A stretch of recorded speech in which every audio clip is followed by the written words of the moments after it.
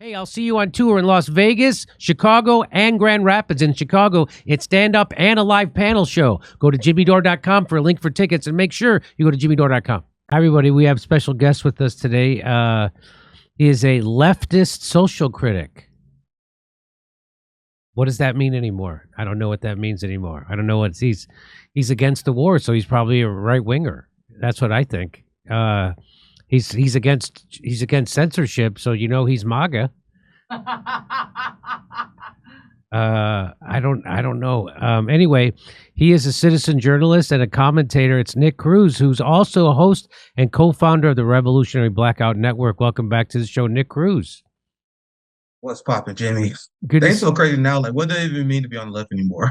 I know. We have leftists cheering for the CIA, FBI, NATO. You got NATO leftists. You had the squad that's now part of K-Hive, Jimmy. They're now enthusiastically endorsing the cop, Kamala Harris. So I like to view myself as what it means to truly be on the left. If you took the original definition when it spawned from the French Revolution, someone who is advocating for social change, for the betterment of the working class. You can't call yourself on the left if you support the military-industrial complex and you believe that they actually work in good faith, and that's essentially the social democrat wing. And I'm a fierce critic of them, and it's very confusing to the left-right divide. A lot of people stuck in 2015. Like it's way different now. Now, when you say the social democrats, do you mean the DSA?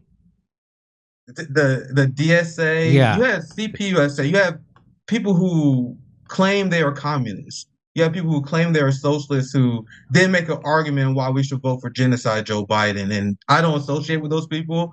If you're not on the streets organizing, if you're not doing mutual aid, you're just a fan of said ideology. You have CPUSA that endorsed Joe Biden, and now they said to endorse Kamala Harris.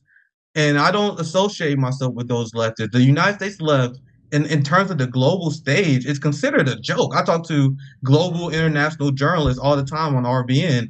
Like, they laugh at the idea of a U.S. left, and that's why we're trying to build at RBN.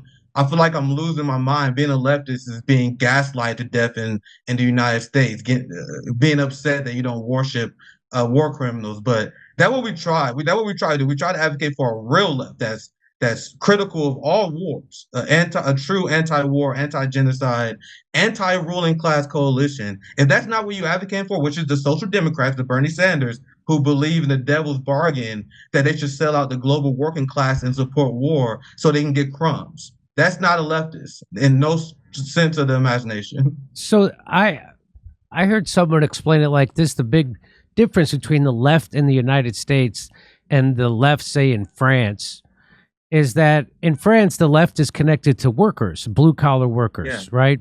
In the United States, the left is represented by the professional managerial class, and what they worry about is how many people of color do we have on the board, instead of, hey, how do we get a living wage for everybody? How do we get health care for everybody?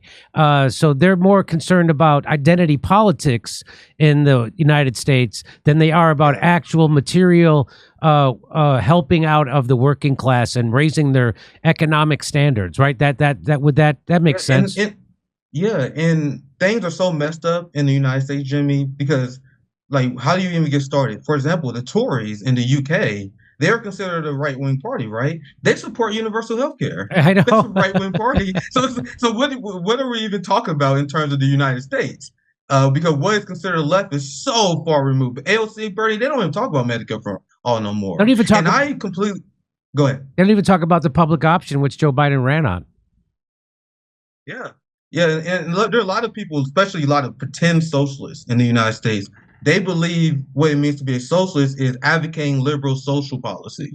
They think they're socialists because they advocate for trans people, because they advocate for whatever rights they talk about. That has nothing to do with what it means to be a socialist. I've rejected all forms of liberalism. I'm very socially liberal, by the way, but that has nothing to do with politics. The culture war generally have nothing to do in politics. So just to understand how to highlight how confused a lot of people in the left are. Do you guys know that there's a lot of communists and socialists in the global South who are extremely religious Christians who are against abortion, for example? So the Bernie left, they will cancel the same black evangelical voting base that support Lula, for example. Lula is very socially conservative because he has a large base of poor black evangelical socialists who advocate for the needs and benefit of the working class, but they're not for abortion, man.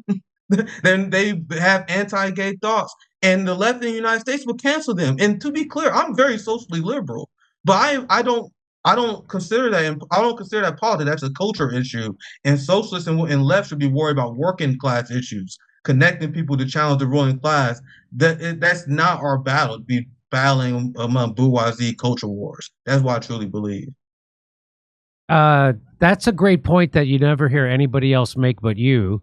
Is that the people in the global South considers themselves socialists and for real, and they would be canceled by the liberal class in the United States because of they don't adhere to their policies on abortion or the LGBTQIA plus. So that's a really interesting point that people, yeah, they would cancel them. They would call them MAGA because they don't play along with the identity politics. And by the way, we all got a good lesson during COVID that the people who used to say "my body, my choice" never really meant that. What they really meant was they were pro-abortion. They're not for a woman's right to choose because they're not for a woman's right to choose not to take an experimental medical therapy called a mandated vaccine. They're not. They were for the mandates. They were for Joe Biden, who mandated those vaccines. He had to be stopped by the Supreme Court.